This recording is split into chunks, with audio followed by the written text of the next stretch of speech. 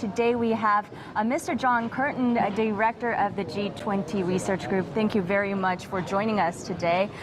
So first, let's talk about today. We have a lot of bilateral meetings today. You know, Trump is meeting with Japan's Abe, India's Modi, Russia's Putin, and that's ahead of the highly anticipated Trump-Xi summit. What's expected today? Well, we're already beginning to see the results. Mr. Abe, as host, has had an unusually intense and smart set of bilateral meetings in the lead up to the main event, knowing that other pairs of leaders are having their bilateral meetings too. And we have the BRICS summit taking place. But he has a simple strategy which is already bearing results, trying to get everybody but Mr. Trump to agree that we all need a successful summit here that strengthens the open, multilateral, rules-based order, which is now in some doubt. And if they don't get that, and even concrete movement to prove it's real on some of the key issues, we'll all be worse off.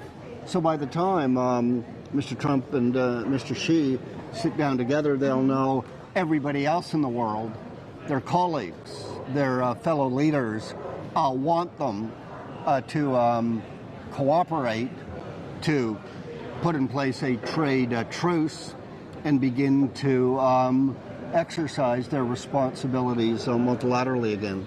Right, so about that trade, you know, U.S.-China trade friction is clouding over the financial economy and global growth. Can we see a silver lining?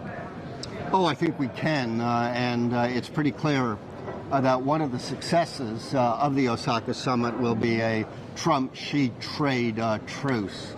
Mr. Trump has already turned. He had threatened new tariffs against Mexico. He didn't do it.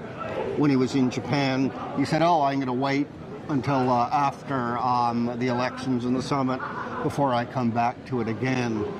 He put in place a new North American free trade agreement, which he had said a year or two ago was the worst free trade agreement in the world. So all we need is him to take his new faith in trade liberalization and apply it to China as well. Okay, so some people say that this Osaka summit is the most important summit since the global financial crisis. What's your take for the G20 Osaka summit?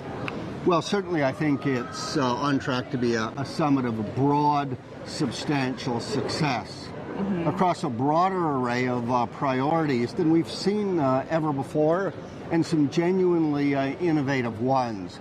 Aging societies, that's brand new, and of great concern to Japan, yes, but China, South Korea as well. Natural disasters. Big for those countries and many others. Aging and natural disasters are also high on the agenda as well.